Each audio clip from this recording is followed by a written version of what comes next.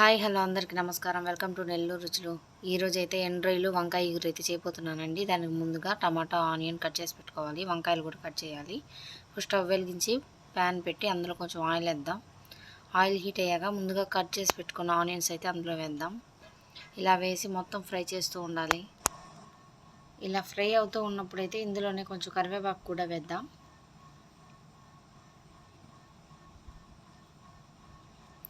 ముందుగా కట్ చేసి పెట్టుకున్న టమాటా ముక్కలు కూడా ఇందులో వేసి ఫ్రై చేసుకోవాలి.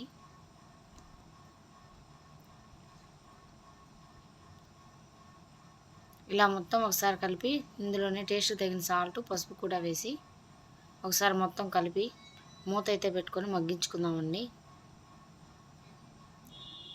ఇలా మగ్గిన తర్వాత మొత్తం ఒకసారి కలిపి ఇందులోనే అల్లం వెల్లుల్లి పేస్ట్ కూడా వేసి ఫ్రై చేయాలి.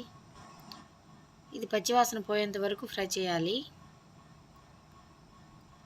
ఇలా ఫ్రై అయిన తర్వాత ఇందులోనే ముందుగా కట్ చేసి పెట్టుకున్న వంకాయ ముక్కల్ని కూడా ఇందులో వేయాలి. సాల్ట్ అంతా కూడా ఈ వంకాయ ముక్కలకు పట్టేటట్లు మొత్తం ఒకసారి కలపాలి.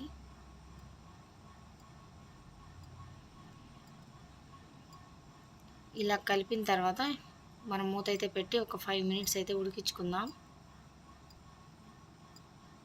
ఇప్పుడైతే మూత తీసి చూస్తే కొంచెం అయితే వంకాయ ఉడికిపోయిందండి. ఇప్పుడు ఇందులోనే టేస్ట్కి తగిన కారం కూడా వేయాలి. 1 స్పూన్ ధనియాల పొడి కూడా వేద్దాం. ఇప్పుడు మొత్తం ఒకసారి కలపాలి. ఇందులోనే శుభ్రం చేసి పెట్టుకున్న ఎండ్రాయిల్ని అయితే వేసేద్దాం. ఈ ఎండ్రాయిల్ అనేది వేడి నీళ్ళల్లో వేసుకొని నీట్గా శుభ్రం చేసుకోవాలండి. అప్పుడైతే స్మెల్ కొంచెం తగ్గుతుంది. ఇలా వేసిన తర్వాత అంతా కూడా కలపాలి. ఇప్పుడైతే ముక్క మునిగేంత వరకు వాటర్ అయితే పోసేద్దాం.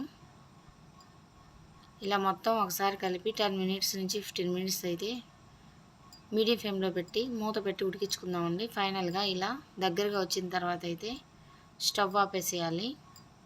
అంతేనండి, ఎంతో టేస్టీగా ఉండే వంకాయ ఎండు రొయ్యి ఇగురు అయితే రెడీ.